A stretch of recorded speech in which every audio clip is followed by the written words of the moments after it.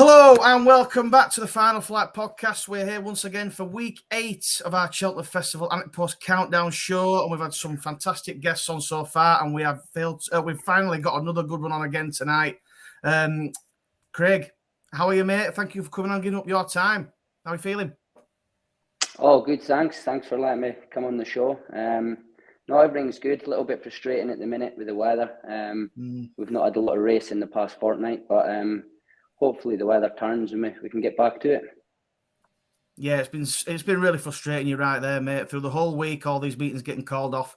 But fingers crossed, it turns a little bit for us going into the festive period. Rich, Joe, we're back for another one. Going to put some more picks up. I know last week was a bit of a funny one with Rich's selection basically being put down as a loser within about 10 seconds, thanks to Harry Skelton. But are you lads looking forward to tonight and getting your next picks up?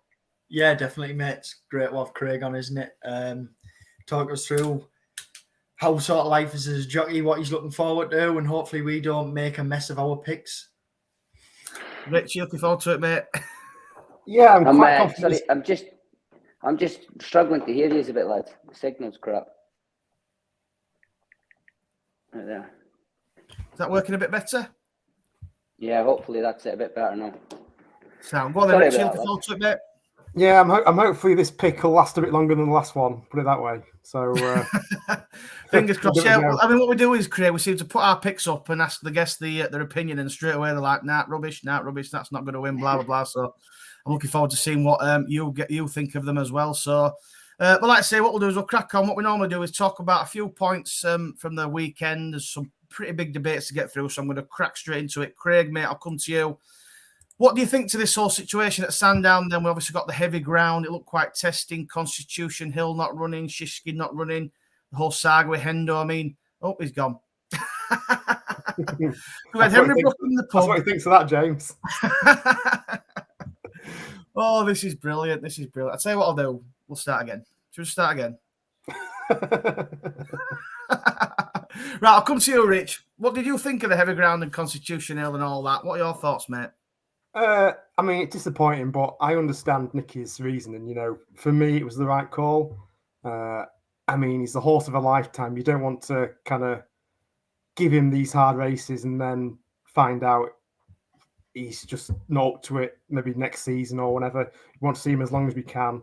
I know he's got form on heavy ground, but I just think with the preparation, you know, the Christmas hurdle is worth a lot more.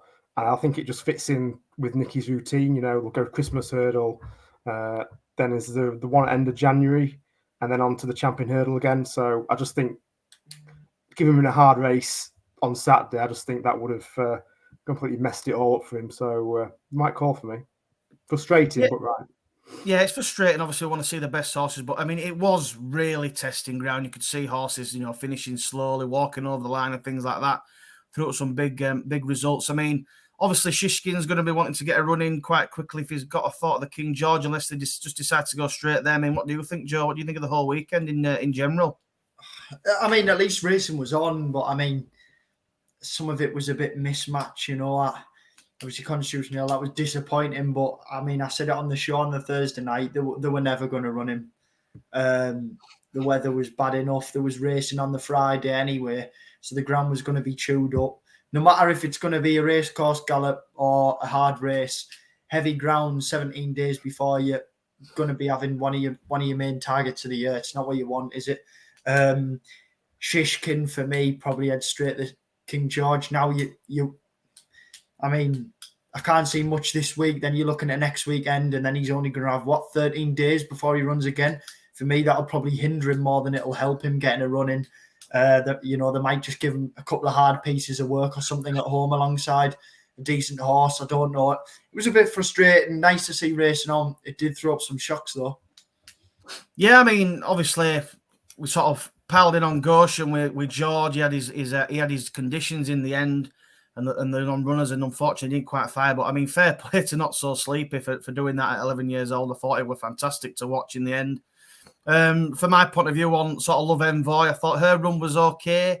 You know, these sort of mares are always entitled to come on for a run. You know, it was really testing. I mean, I know she likes heavy ground and all that, but it still would have been a tough race first time out. So I'm not losing faith in her for the mare's hurdle going down the line. But yeah, I think in terms of sort of constitution, I think fair play to Nicky. I hope we've got Craig back. Have we got him back? I'm back. Hello. He's back. Hello. There He's we go. back. I've had Don't worry. the facility room, so it's a bit. Fantastic. Well, we're just talking about constitution on the whole situation. You know, I mean, what were your thoughts on sort of them not running him? Do you think it's the right decision? I think so. I think did I read somewhere he was planning on going for the Christmas hurdle next, straight for there. So I think if you were to run him in that real testing ground yesterday, even if he won racing on that heavy, tough ground, it just took a little bit out of him, and you might not have got to the Christmas hurdle 100% where Nicky would obviously want him, you know. Yeah, I mean, that's definitely one of the main reasons. I think, I mean, they kept talking about prize money and the Christmas hurdle's worth a lot of money and things like that. So I do think overall it's the right decision for Shishkin. For Constitution Hill. What do you think they'll do with Shishkin with the King George in mind? He's not going to get running, is he? Or do you think he will? Well, it's very much the same situation, isn't it? But obviously with the whole Ascot carry on, I'm sure Nicky would love to have got a run into him. But now I think his hands are tied and he's just going to have to go straight for it. And it's not ideal in any sense, but it's just the hands he's been dealt, isn't it? You can't do a lot about it. And if anyone's going to get them spot on for the day, it's Nicky Henderson, isn't it? Yeah, it certainly is. I think the whole Shishkin deciding I'm not going to run today, I think that was just crazy. That you don't really often see that, do you? At this sort of level, but we'll definitely see what happens. But yeah, fantastic. So all we'll do is then we'll move on to the next bit. Then I'll come to you then, Craig. We had a massive debate the other day between us on Stay Away Faye and Giovinco. Now, I put Stay Away Faye up for the Brown Advisory a couple of weeks ago. And obviously, the big clash, a lot of people on Giovinco. What were your thoughts on how that race panned out from your point of view? I thought it was a really good race. I know there was only 4 runners. I thought it was very interesting. I thought Harry gave him an absolutely brilliant ride. He popped out in front, used his jumping. There was 2 or 3 times I noticed he got breathers into the horse. And it didn't help. Obviously, Giovinco, he's a little bit gassy. He's on the forehand a little bit. And you could see every time Harry did steady up the race, I feel Giovinco just nearly over-raced slightly. And I think that told in the last furlong because he came there looking like he was travelling really well and going to go win his race. And then he's not found a lot once he's came off the bridle. So I thought it was an interesting race. I'm not sure with Giovinco whether he'll just come back and trip 2.5 maybe, especially if you're going to go to Cheltenham, just because he's on the forehand the whole time. You know, I think he maybe does over race. But as I say, I thought Harry rode a clever race the other day, and it was very tactical and very good of them. Yeah, I'd agree with that. I think. I mean, I'll come to you. You're nodding your head there, Joe. You thought something similar with Giovinco, but like I say, I think Stay Away Faye, I thought he jumped really well. I think his jumping is really good. And he did look quite to make Giovinco a little bit keen at times, didn't he? Like he was over racing. So, and then obviously he stayed on really strongly at the end, like we know he does. And I thought, even though he come off the bridle, Stay Away Faye, I thought he was still going a good pace off the bridle. So it's not like he's a slow horse or anything, and then he gets outpaced and stays on it. He just seems to be able to go anyway. And the staying power of him, for me, I think is brilliant. I mean, you know, I'm feeling quite confident at the moment. What about you, Joe? Yeah, obviously I mentioned it. I was thinking about putting him up last week before he ran in this. I mean, you watch as the starter put his flag up. No one went forward. They all knew what they were doing. Stay Away Faye clearly didn't want to make the running, you know, try and let him go forward on his own. Oops, I had that. Apologies. Carry on. Try and let him go forward on his own. Let him sort of make his own running and catch him. I mean, I don't think they wanted to do it like Craig said there. He filled him up a few times. The loose horse didn't help, but I just can't see Giovinco as a proper 3-miler. I just think a stronger gallop set by a front-running horse would have only helped Stay Away Faye. I think there'll be strong horses from Ireland coming over who want them that 3-mile, that Cheltenham Hill. I'm in the camp of Craig. I think they're probably better off stepping him down to 2.5 mile, let him roll on, let him use his speed and see where that gets him. Don't get me wrong. I don't think he's a bad horse at all. And that was the whole point. What I was saying, you know, he's not a bad horse. He'll win races, but I don't think he'll win the top level races. He might be Neely horse. He'll pick up a few grade 2s, But I just think there's too many horses out there who are good enough over 3 mile. No, fair enough. I mean, obviously I'm in the Stay Away Fair camp. I think is the best 3 mile novice chaser we've got anyway. Whether any come out of Ireland, we'll see. But what are your thoughts then, Rich? Which way are you diving? Don't get me wrong. Stay Away Fair is probably the best stayer the UK's got. You think Giovinco's as good as Brave Man Game, don't you? I just, in terms of Joe's comment, I just think that saying that he's not a 3 miler, I just think he's wrong. I think if he learns to settle better, he was quite keen last time. I think if he settles, I don't think he's far away. I mean, he's only a length and a half away, I think, from Stay Away Fair. I know he got a bit of weight, but I thought it was a good performance. He's not real. His past 2 races didn't really meet the 4. I know they're rated the same, but didn't really match the form of Stay Away Fair. And I think when they both went at it, I don't think there's a lot in them. But yeah, Stay Away Fair is probably just the better stayer. Doesn't mean to say Giovinco's not a good 3 miler. It's just Stay Away Fair is better. No, yeah, that's what I said. I wouldn't write Giovinco off, but I just think all the grade ones, you're going to have the Irish coming over. Stay Away Fair will be there. Paul left obviously meat on the bone from last time because he come and improved there. I just think Giovinco will be that nearly horse. He's ran a good race there in 2nd or 3rd and never sort of set the world alight. He's jumping. He'll win the King George next year, Joe. Don't worry about it. Game. I hope you're right. I hope you're right for the North. I hope you're right. But I think, to be honest, it's not that he wouldn't stay the 3 mile. I think just going to Cheltenham next day, bringing him back and trip would maybe help him, because if he goes round Cheltenham, gassy and a little bit on the forehand, he's never going to come up that hill, is he? But again, he's only going to settle better in his races as time goes on. He is still fairly novice-y. I think about he had 8 runs in his whole career or something, 8 or 9 runs. Yeah.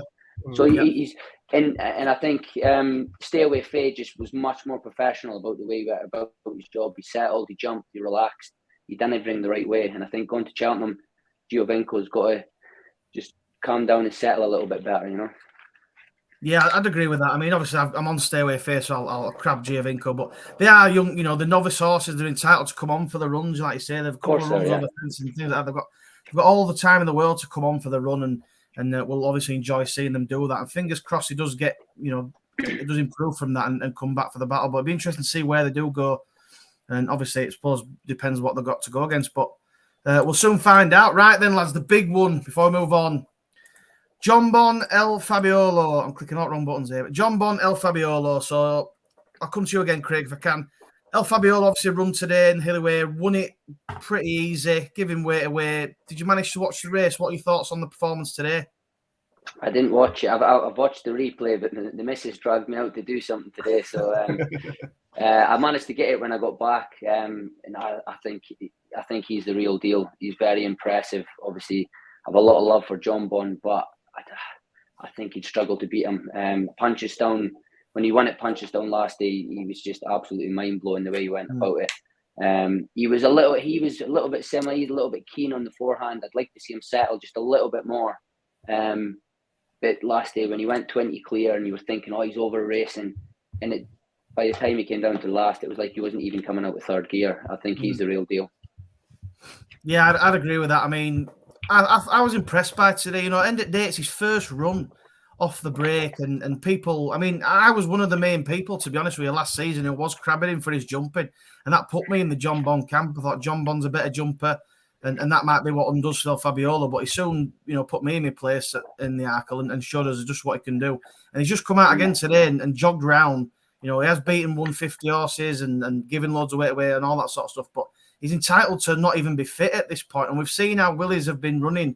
A couple have been blowing out first time, you know what I mean? So I think he's more than going to come on from that run. I mean, I'm going to come to Rich, because you think different, don't you, Rich? Yeah.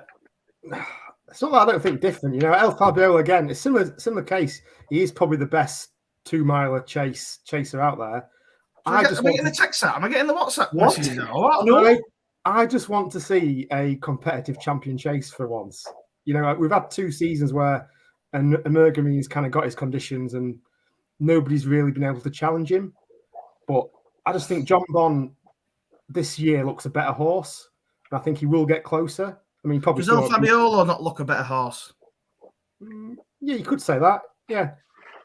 I mean, we were messaging. I was just saying that, yeah, John Bon's beat Edward Stone, who's a Grade 1 winner last year, and El Fabiolo has beaten Phil Dorr, giving him £10, who's a Grade 3 winner. I'm just saying, like, but it was John Bon's second run as well, don't forget. Yeah, I mean, he beat Edward Stone twice, if you want, a Grade 1 winner last year. What's the Ascot race that they're on about going to? Clarence House. You think they'll send John Bon to the Clarence House if El Fabiolo turns up? Yeah, I think Nicky will. You know, he did it with Shishkin, didn't he, when they took Energamy on? So, Rich, just to confirm, which camp are you in, El Fabiolo or John Bon? If Ladbrokes were giving you £100 free bet now, who are you putting it on? There is other bookmakers, by the way. What odds are you giving me? No, it's just a free bet. Which way are you going? Free bet. Stick your colours to the mast. I mean, at the current odds, I couldn't back El Fabiolo because he's odds on now, I think, in most places. So who do you think will win come Cheltenham? I think... Whose camp you in?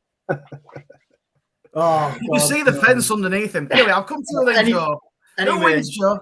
I think El Fabiolo's a machine. I mean, I was in the camp with you. I had John Bon at the Arc at a decent price, and I just think El Fabiolo's an absolute machine. I think he's got a very high cruising speed, but he's got a decent change of gear as well. I mean, I know John Bon has been decent, you should say, first 2 appearances this season, but he's beaten Edward Stone by 2 lengths on heavy ground, and we all know what happened in the champion chase last year on heavy ground when it didn't go his way at all. Paddock's Obo 4 lengths behind. Does the form really stack up? I'm not too sure. His reappearance was good, but I thought he beat Edward Stone that day with tactical speed. I know a lot of people said Nico sort of pushed him on pretty early and got them all to the sword. And then, I mean, when you look at the sectionals, I wouldn't say he motored up the hill at Cheltenham. I know it was soft ground first time out. But you look at El Fabiolo today and you look at the way Willies have been running, you know, a lot of them anyway need a run. You can probably say, you know, on one hand, you can spring to mind, you know, Fasal Vega probably showed his class winning first time out. But you've got a lot of good horses that have been coming out, getting beat for Mullins, you know, Factor File, horses like that. And I just think El Fabiolo is the real deal. I think he's going to be very, very, very hard to beat come Cheltenham. I mean, at the minute, it doesn't look like he's got a hole in him, does it? Well, John Bon beat 3 aging, declining 9-year-olds in his reappearance this season. So, you know, it depends which way you want to look at the form. It was only last year that Edward Stone won the Grade 1. He's a good horse, don't get me wrong, but I just think I'd like to see him against some different competition. I just want to see a good race. That's all I want to see, a good champion. 100%, but I think either way, I think if he does turn up, it might make a good race, but I think El Fabiolo will still win by a fair. Yeah, I think it'll definitely make a good race. I can't see one of them blowing the other out of the water, but I would just have to side with El Fabiolo. I just think he is just a different quality of horse. And going back to Edward Stone yesterday, I thought he ran a brilliant race.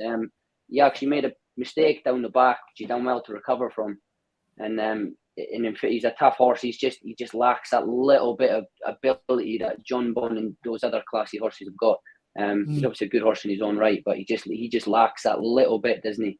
Do you think they'd step him up to the Ryanair, or do you think they'd go the champion chase? No, champion chase. I think they'll go champion chase. I'd be bad for maybe having a crack at Ryanair to try and avoid the other two, but I think they probably will go champion chase. Yeah, I'd agree with that. I mean, you're looking at a 2-horse race, so you're thinking, well, we've got 2 horses to beat. And like you said there, Rich, you've had times where like Energumene and Shishkin's bombed out, and Energumene and Edward Stone's bombed out, whatever. So you just don't know what's going to happen on the day. So there'll be no reason why I don't think they go to the champion chase. And like you say, without that mistake, he probably beats John Bon last time out, don't you, Rich? We'll never know. Oh, fantastic. I love the debate. Like you say, fingers crossed they're both. I mean, if we get to see them against each other at Ascot, it'd be class. You know, we want to see the big clashes, and then you're going into Cheltenham with, you know, one's beating the other, sort of it's a close run race, that sort of thing.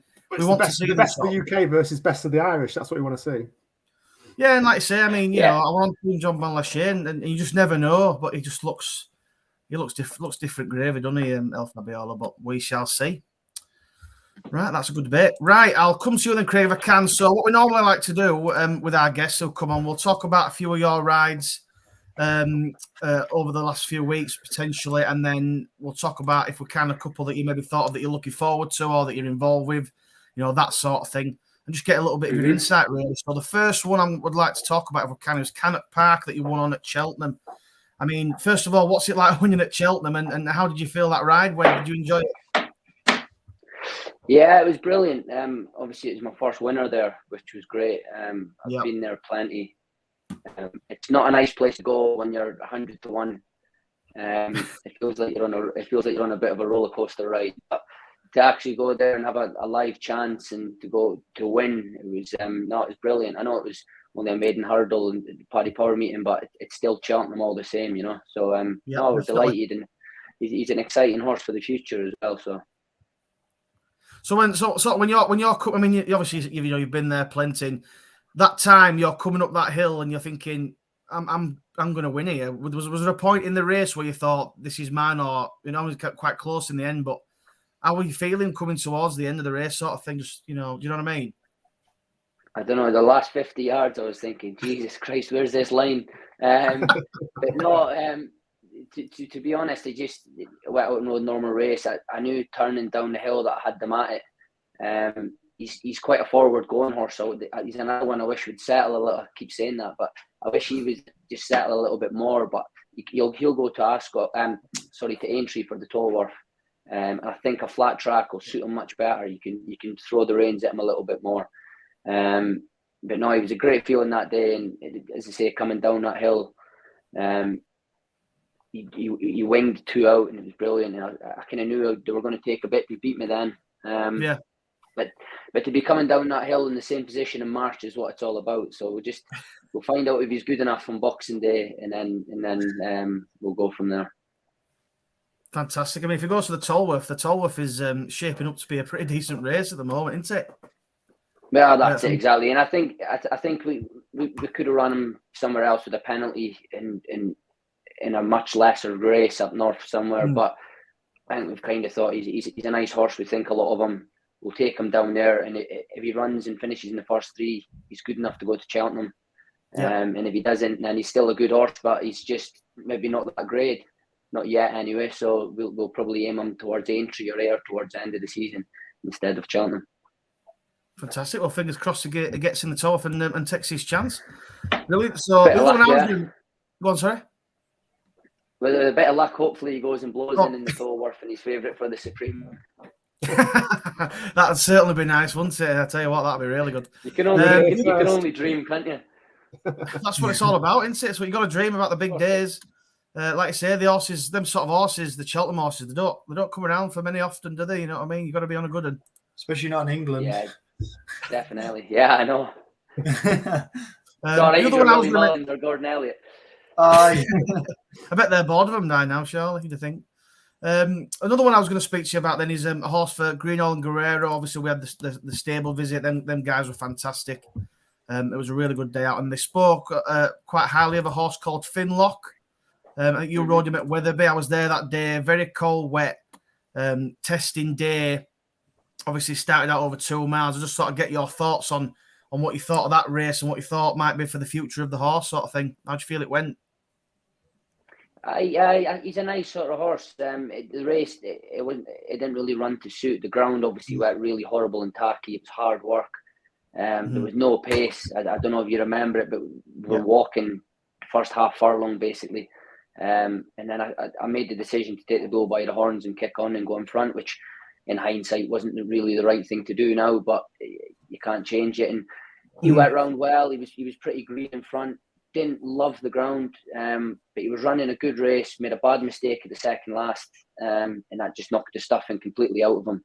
And we've just made the best of our way home then. But I'm sure he's in tomorrow at Ayr. I'm actually Henry Brooks back on board. I'm riding against him tomorrow.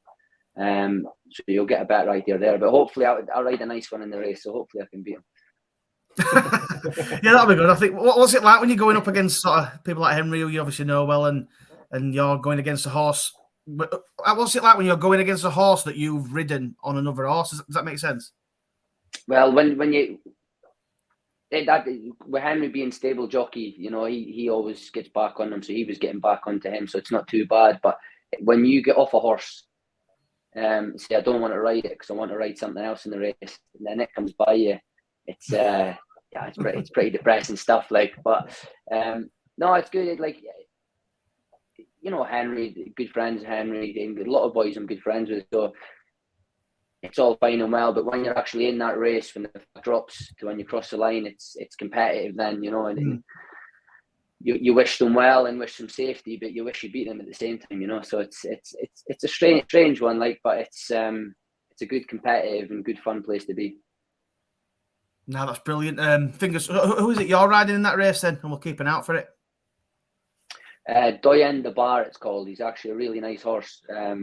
I rode him. He won a bumper a couple of years ago and then got an injury. And then I rode him first time over hurdles at Kelso, and he finished second. He ran really well. But he pulled my arms out that day.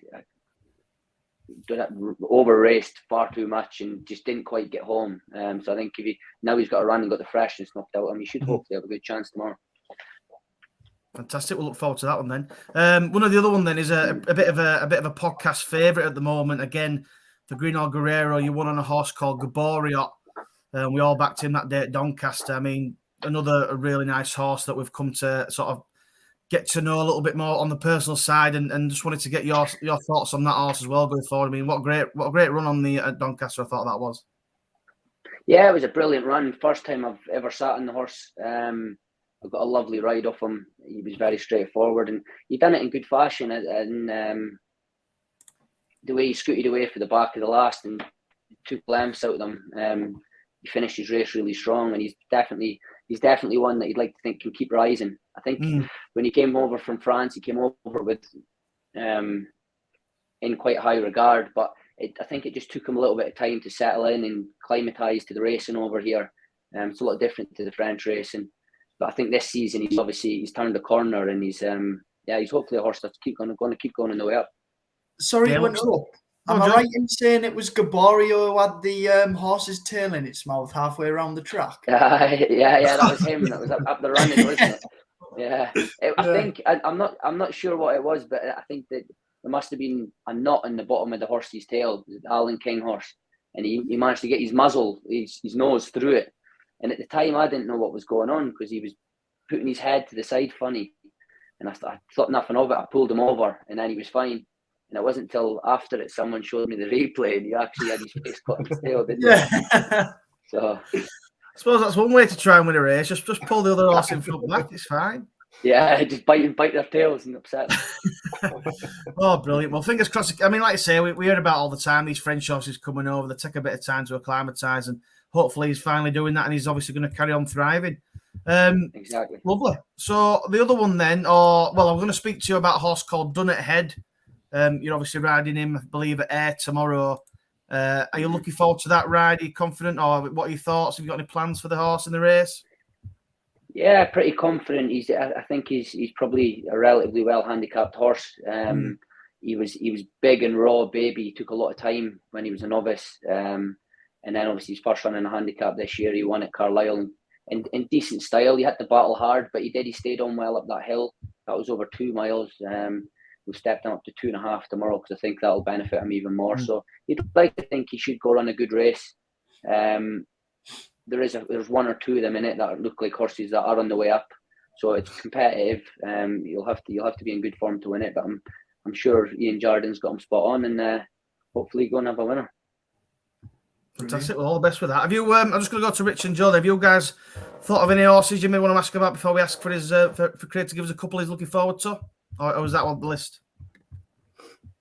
Rich, you want to go? Oh no, you mentioned it was a Gaborio that I was quite interested in. Right, sorry. I quite like. So, I was doing it, to be honest. So yeah. So have you managed to, if you can, Craig, thank you for that. Have you managed to sort of think of maybe 2 or 3? I mean, we always ask the guests sort of not a dark horse, but any horses you're looking forward to, or that you're going to be riding soon, or any that we think we should be keeping an eye out for a big day to GSI into. Yeah. Well, obviously, Cannock Park's obviously. We only want winners, though, by the way. So just so you know. You only want winners. What sort of price are you looking for? If I knew that, I'd be sitting in the bookies betting them. I wouldn't be on their back. But unfortunately, I'm not good at that side of the game. So.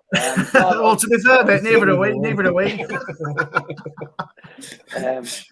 obviously we've just some of the horses you mentioned, that Doyen the Bar that runs tomorrow, I do think quite a lot of him. And then obviously Canic Park's the one that I'm really excited to ride this season. But I've got a lot of nice horses, a lot of good trainers up north. Obviously connected with Ollie and Josh Guerrero and Greeno, which is fantastic. Because they're obviously an up and coming yard. So no, they're probably the two that I mentioned are probably the two standouts. But at the minute, I'm just more bothered about getting racing on and actually getting back to riding, because obviously I was at Aintree yesterday, but the rest of the week before that, every meeting was off, and it was getting frustrating, a bit boring. I'm not good at doing nothing, to be honest. So no, I'd just get racing back on, get going again, hopefully. Yeah, it must be frustrating from your side of it when you're getting all these meetings called off because of the weather. It's like there's just no end to it at the moment. Hopefully it does turn going forward. I mean, you know, as jockeys, I mean, what I mean, you just maybe go ride out somewhere when meetings are called off, or just in case at times your own sort of Craig goes to the pub. Yeah, the pub. Aye. I'm a little bit tender today, to be fair, for the pub. But, no. When did you? Yeah. Well, you were supposed to be at Kelso today. I'm assuming you found that out last night. Well, it got called off yesterday afternoon, wasn't it? Yeah. So that was that obviously it was waterlogged, so that had no chance. So no, I think I like to try and ride out a bit. This time of year when it gets colder and wetter, you try not ride out too much because you just get yourself miserable, wouldn't you?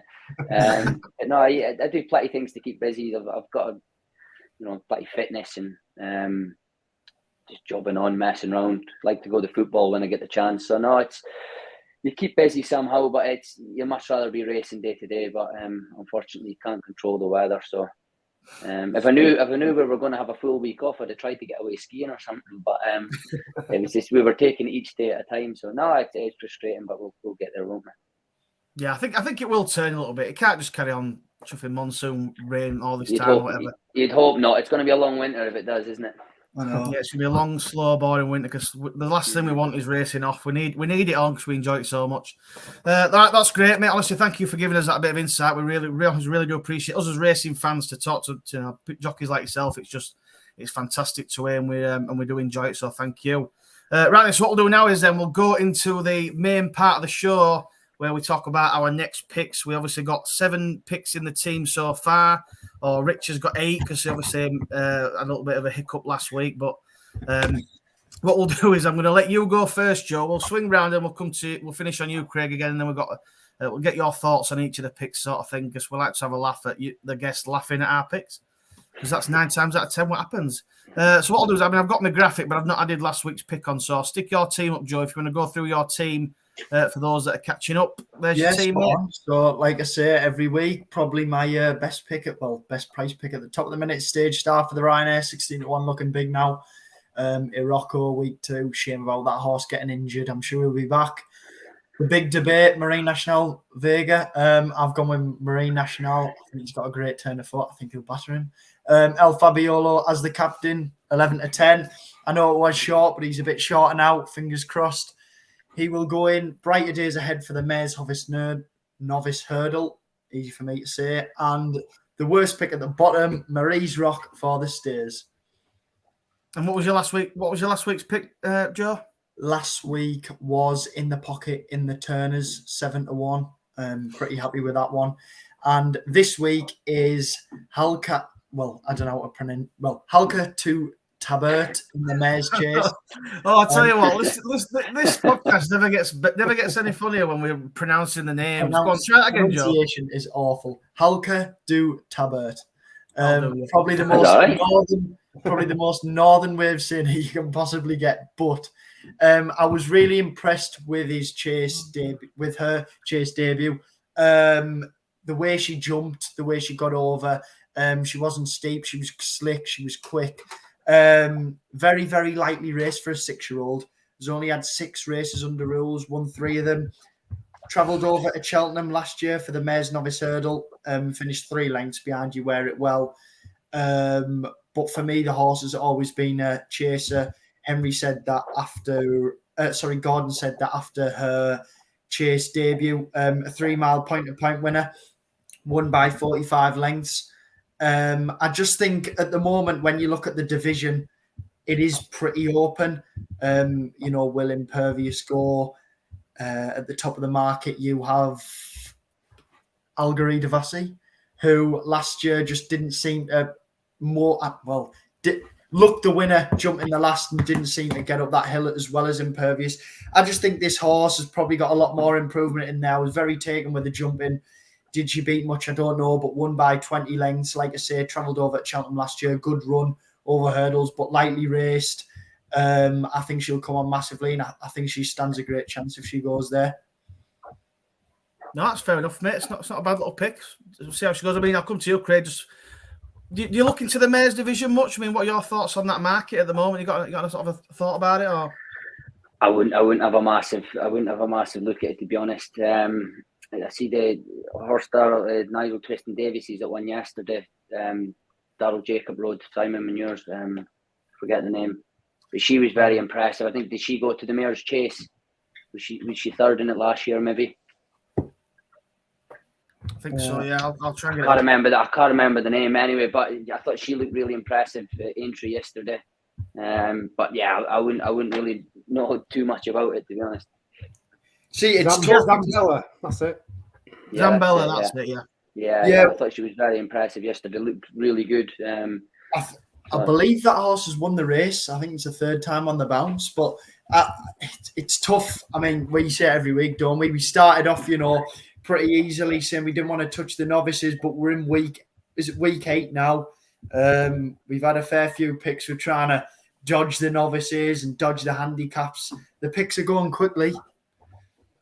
Yeah, it's tough. I mean, the Mayor's Chase market does look quite open, so I think fair play to you for taking a dive in there. I mean, Rich took a dive into that, and look what happened last week. I don't know if you watched it, Craig, but he put up Gallia Della Tour for Skelton. As he said it, Skelton goes. Yeah, how far's that? And Rich goes 2 mile 5. And James goes, I think he wants further. And James goes, no, it's 2 mile 4. He goes, even worse, he will not be heading there. Yeah, that was quite funny. The fastest ever ante-post loser we've ever seen, I think. But, no, it's an open little market, but I think you got it there in one, really, Joe. We tried to sort of stay away from novices, your Supremes and all that sort of thing, because it is so hard this early. But as we you don't get an idea till sort of January, February with the novices, do you? No, but I mean, no, it's tough. I mean, you're getting a lot of big prices. I mean, Rich has put an horse up that's not even run yet. We've not even seen him. We saw him last year. My next week pick is going to be Cannock Park in the Supreme. I love the support, mate. That's what I like to hear. Well, like I say, we've obviously got a lot of weeks to go still, so I don't think there's any harm in trying to maybe build up a couple of darts in each one if there's any you fancy. But I mean, I'll come to you then, Rich. I mean, what are your thoughts on this week? I think me and you are actually in the same race this week. I think we are. I'm just hoping that he goes there, and we'll not find out for a while. So I'm not already doing better than last week. We'll go through your team first, though. I'll stick your team up and let's go through your team for anyone who's catching up.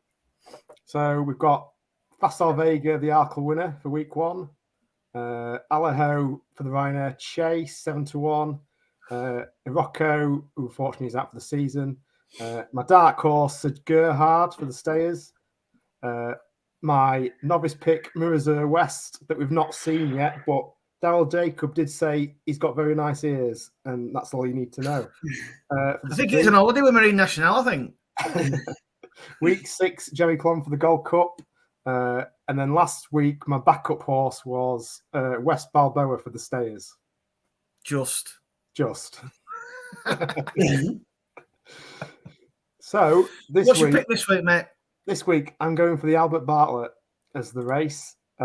Stellar Story for Gordon Elliott in Gigginstown. So we saw him at the weekend. He finished 3rd to Slade Steele over 2 mile 4 at Nevin. This guy just looks like he needs a step up in trip. And is the Bartlett 2.7? I think just over 2.7. I think he's a good horse. I think we'll see the best of him as he steps up. I mean, I looked into his form. There's a horse that James has put up that he beat in a bumper last February. Il Atlantique. I can't even say Il Atlantique. He beat Il Atlantique in a bumper by a head, getting £10. Are you sure? Yeah, it was giving him a lot of weight that day. Stella Story was getting a lot of weight that day on the bumper. I literally talked through all this last week, Rich, so I'm nice to know you were listening. No, it was the same weights, but Stella Story had a £5 claimer, so £5. Nah, that's not right, that. Come to Sporting Life. You are incorrect. Carry on, I'll come back to it. I'm going to get it up. Carry on. Anyway, third in that race was Caldwell Potter, who again has won, I think, at weekend at Navan last time out. So he's boosted your form and my form. I just think he's an out-and-out sort of stayer.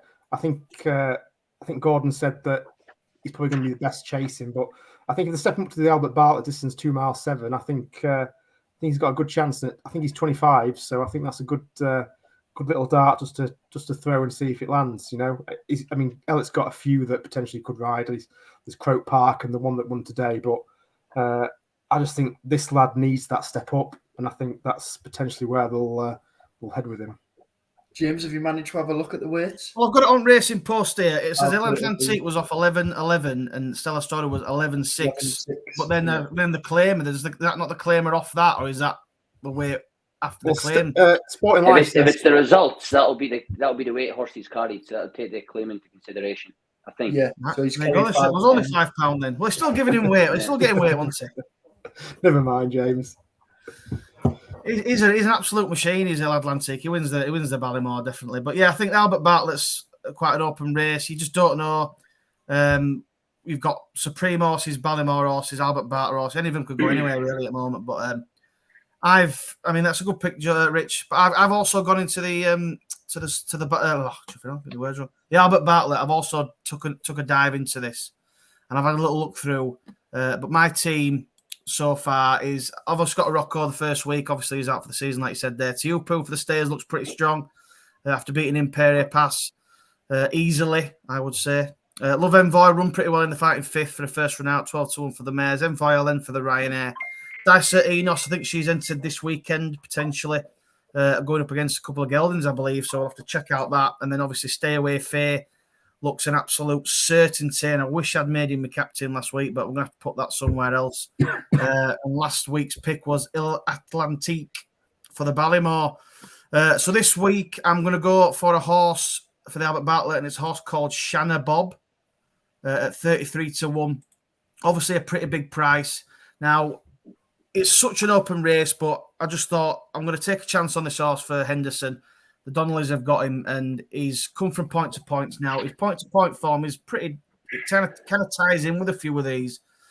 He won it really easily. Obviously, 3 mile soft ground. Won it really easily, literally at a canter, and he beat a horse called Gorgeous Tom. Now, Gorgeous Tom has had a couple of runs under rules so far in maiden hurdles, and he's run pretty well behind Slade Steele and Colwell Potter. Now, he was beaten by both of them, but you know, it were pretty good runs in behind them, sort of staying on. Obviously, well beat, sort of 7 lengths, and I think Colwell Potter was about 4 lengths. It might be the other way around, but he's run okay behind them. So I think the form is okay from the points. And then he's come out at Plumpton over 2 mile 4. And again, he was 2-9 on, so obviously he was entitled to win it pretty easily. But I thought he did in the end. And to be fair, Craig might be able to give me a little bit of an opinion on this on Plumpton being a pretty sharp track, would you say? Mm-hmm. So I think for this sort of horse, he's a real big, strong horse, like a real strong galloper, like he wants a trip. And he looked a little bit in trouble at one point, the second coming up alongside him, but Sean Bowen just kept him up to his work, and before you know it, he was away again. So I think stepping him up to 3 mile, I think he won't step up to 3 mile probably until the day. And I'm hoping this may be the target for him. I know Hendo's got quite a few nice novice hurdlers this season, so I think he may have enough for like the Supreme and the Ballymore. I think this is one of them that would definitely be looking to step up in trip. And I just thought he looked, and don't get me wrong, he looks more of a chaser for next season, but I just think a strong staying type for the Albert Bartlett. I think he could be one of them, to be honest. So I thought 33-1 was a pretty big price, so I'm just going to take a poke at that one for this week. What do you think, Craig? Any thoughts on that? Yeah, all good. I wouldn't really have looked into the Albert Bartlett too much. Similar again, they're all sort of novices, aren't they? But yeah, we'll see. Have you rode many at Plumpton? Would you say it's a bit more of a sharp track? Is it tough for a stayer to maybe win round there? Yeah, it wouldn't be tough, but it wouldn't be ideal for them to go a gallop. I've only ever been once a few years ago, and I wouldn't say it's a lovely galloping track anyway. It wouldn't be anywhere near Cheltenham. So no, if he's one that you think was just doing his best work at the end, definitely benefit from a more galloping track. Yeah, he was definitely doing his best work at the end. Definitely. I mean, like I say, it looked. Once Sean Bowen got to going on him, he took off, and that was it. So I think it looks like the type's definitely improved. So fingers crossed, he does. So like I say, I was going to maybe build 1 or 2 in each of these races and see if we can manage to land on the winner. What do you think about Stella's story, Craig? Do you think they need to step him up to the Albert Bartlett sort of distance, or? I personally, I'd say. But who am I to question Henderson? But personally, I'd definitely step him up to 3 Mile next day and then go for the Albert Bartlett. You'd like to see he definitely stays before going. I wouldn't see any point to give him another run at 2.5 and then throwing him in over 3 in the Albert Bartlett. I think as a jockey, I'd much rather ride him over 3, see if he's going to stay, and then head for the Albert Bartlett then. So you definitely so if you're running at 2.5 mile and you're thinking Albert Bartlett horse, you'd want to be getting a run, even if it wasn't at Cheltenham, over 3 mile, just to make sure they stay? Or do you think they could? Is there any way they can maybe know that? I mean, can you really know that at home before on the track, sort of thing? Do you know what I mean? Yeah, you obviously you can get a rough idea. If you ride a horse over 2.5 and it gets outpaced at some part of the race, and then it's coming home real strong, you'd get up and say to the owner, I think this is going to stay over 3. But saying you think it will stay over 3, you can be fairly confident, but you never know till you actually run them. There's sometimes, not always, but sometimes you end up with pie in your face, don't you? Because it doesn't work. So me personally, if you had a horse that you thought had a right chance at an Albert Bartlett, I'd like just to see it run over 3 mile first. Just have a better idea. Love it, yeah. Well, we'll see what Henderson does. Obviously, he knows then more he's than a genius. me, anyway. So he knows more than all of us put together. So whatever he says and does, I'd say he could drop it back to 2 mile and it would win, knowing him, because he's one of the best trainers in the world, isn't he? So no, it's good. He certainly is, and he's certainly got a lot of more. He seems to have a lot more firepower, especially in these novices this season, than he has maybe in the past. And like you say, with a few of the Irish sort of bombing out, getting beat at odds on and things like that. Obviously Willie's not even firing yet, but a few of his big guns are starting to come out. But it's looking like it's going to be a good test this year, Cheltenham v the UK v the Irish. So have you, go on then, Craig, have you managed to come up with an ante-post pick that's going to trump them all this week? The only one I've really looked at is Nicky Henderson's horse that will mount for the Supreme. I watched him win at Newbury and he just looked impressive. Lovely horse, done it in good style. Just watching him, he looked like a bit of a class act. So I'm going to pick him for the Supreme. That's a good. I think that's a good pick. I think obviously we had Jericho de Rapinay come out and look impressive, but Will Mount is also one that's come out and looked really, really strong. I mean, did you see Jericho de Rapinay's win? What did you think of that? I didn't see it. So I put it to them this: if you see a horse that basically wins a race completely on the bridle, never touched, would you rather see that, or would you rather see a horse maybe having to be got at a little bit to go on and win? I'd probably rather see them got at a little bit. I want to see. I want to see if they can actually find under pressure. Yeah, exactly. Yeah. I want to see when I do let them down, are they going to pick up or are they going to empty? Because some horses do their best work on the bridle and then don't do anything once they come off of it. So I'd like to see them come off the bridle and take 5-6 lengths out of the competition in relatively quick time and go and finish his race. So that's the way I'd like it anyway. Yeah, I mean, I'd say to that. Go on, you say something, Rich. Apparently, Henderson said he might go for the Tolworth. Just looking at is that right? Yeah. Apparently, yeah. He's hinted, so it's not. Well, he's obviously getting beat then, anyway. When Cannock Park. Yeah. Yeah, that's it. But no, and then it'll be piling into Cannock Park for the Supreme. Sorry. Go on, sorry. So that's my signal starting to go a little bit again there. Go on, Craig. What you were going to say something then? Oh, I was saying, well, you're always going to bump into these sort of horses in the Tolworth, aren't you? So Yeah. if I'm fancying him for the Supreme, so if I go beat him on Boxing Day, then I'll be on cloud 9 then, won't I? GSI. Do you see that a lot sometimes, Craig? You know, like sort of throughout the season, you don't know if you've got a good one or not, and it's pretty unexposed. You know, you might finish 4th or 5th in the Tolworth. Would you still then go against, say, for example, Wilmount won and Cannock Park finished 5th, and you thought, I don't think we're going to change that around? Would you then sort of say something and he gets rerouted, or would you say no? Whatever it is, we're still going? I think if he doesn't go right, if he was to finish 5th, 6th, only beating 4 or 5 lengths, then I'd definitely go take a chance at Cheltenham. But if he was well beat, I think you've got to reroute. You've got to plan somewhere more realistic. I think he's going to be a horse that will be better over a fence. The way he jumps, it's a big scopy horse. So I think he needs to go, Cannock Park especially, needs to go to the Tolworth and put a good get a bid gauge in. on how good he is. Yeah, exactly. And we'll go from there. But I think that time of the year, if you're getting kicked out the park by 4 or 5 other novices, then realistically, you're not going to go to Cheltenham and turn that around, are you? No, like I say, you've got to take your chance and then you gauge it after that. That's all you can do, and that's what it's all about. Fantastic. Exactly. Right then, that's pretty much it. So, I've only got last question, James. Oh, go on, Rich. You missed it last week, didn't you? Oh, well, I was just about to ask the question, but I'll let you ask it. Go on. No, you ask it. Go on. I just wanted to make sure. Go on, it's fine. Go on, I'll let you ask it this week. Okay. So, Craig, we have a bit of a debate going. If you could ride Marine Nationale or Facile Vega in the Arkle, which one would you be on? Oh. Facile Vega. Come on! Where's Marine? Where is it? I'd take the ride on any of them, to be honest. But I wouldn't turn any of them down. But no, I'll just edge with Facile Vega. Oh, that's fantastic. It's been a big debate. We've had numerous people on, and some have said for sale. I think, to be fair, I think the more it's going on, the more it's the more people are siding to for sale. But we'll see. I'm still siding with Marine, the way he beat him at Cheltenham. I still can't believe he didn't make him my captain, Joe. But you've obviously gone for the shortest price we've ever seen on an ante-post show. But fair Joe's play, still trying to find out where he is. Very true. I told you he's on holiday with what's he called? With that other one. I think he's still dreaming about his Cheltenham win. I mean, he's not going to wake up over Facile Vega, is he? So he's off straight to Cheltenham, Joe, isn't he? That's the plan. Yeah.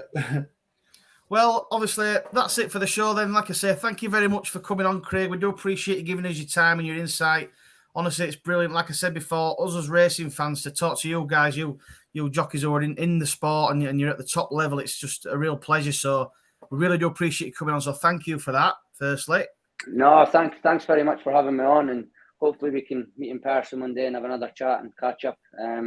Sorry about the Wi-Fi. I'll make sure that's better next time, but it happens when you live out in the country, isn't it? But no, thanks very much. We had Henry Brookie with it pub the other day, and we had his granddad on. He was in the background. Oh, yeah, like I say, thanks very much for coming on. It's another show. We're really enjoying the Cheltenham shows, and everyone that's coming on has just been brilliant. So hopefully it continues. Hopefully the picks are decent and you've enjoyed, being part of the show. And to anyone who's enjoyed watching the show, the subscribers are growing and we're doing pretty well and we're enjoying it. So that's just what we're going to carry on doing. So my final words really are always just like and subscribe, follow the channel, follow the lads on the Twitters below. We're on Spotify as well. And absolutely get your mortgage money on Cannock Park next time out in Tolworth. Any final words from you lads? No, big thanks for coming on, Craig. Appreciate it. Obviously we're just racing fans, like a laugh, love a day at the races, so it's unreal to hear your insight and bits of information and stuff. So no, thanks for coming on and giving up your time. Anytime, mate, anytime. Yeah, yeah, it's just like you say, it's just great to get jockeys on and just to chat to them to find out like their insights, because we just turn up at the races and stick a bet on and watch a horse. We don't really see what goes on behind or what tactics are or what's happening. So it's just been a great experience. So yeah, thanks for coming on. You basically anytime, lads. Anytime. Your business said we haven't got a clue what we're doing, but no, we do all right. But yeah, cheers for coming on, Craig, and like I say, like and subscribe to the channel. We're back on Thursday. You know more about Cheltenham than I do, anyway. I wanted about Sedgefield and Hexham and Kelso. Well, so, Craig, what do you think about the meeting on the 17th of December at Hexham, the Class 5 novice hurdle? Put it this way, I'll be messaging you every time when you next at Kelso. I'll be messaging you for the sevenfold. So we'll get on to that, no problem. But yeah, thanks again. Get your cell up. It's a great track, lads. Get your cell up. Yeah, we're gonna. We said, didn't we, lads? We're gonna try and get to a few more tracks, especially around up north, because obviously that's where we're from. That's where we want to be. Supporting the local tracks and the northern tracks. So fingers crossed we'll get up there. And I'm assuming you've got room to put us up in that utility room there, Craig. Is that right? Where we're sleeping? I'll bring the Wi-Fi. Say that again. Sorry. I said I'm assuming we're just putting us bloke beds up in that utility room with a Wi-Fi booster. Yeah. Yeah, I know. I no bother, mate. Anytime, get some bunk beds built for you as you can. Oh, fantastic! Well, lads, thanks very much. Like I say, thank you for watching. We'll be back on Thursday night, the live show at 7:30. Got another decent guest for that one, and then another guest for next Monday night, the last Cheltenham show before Christmas. So tune into that. The Christmas schedule will be posted up tomorrow. So again, enjoy that, and we'll see you all again next time. Thanks, guys. Thanks for coming. Thanks, Craig. Yes, thank you very much. Cheers, lads. Thank you.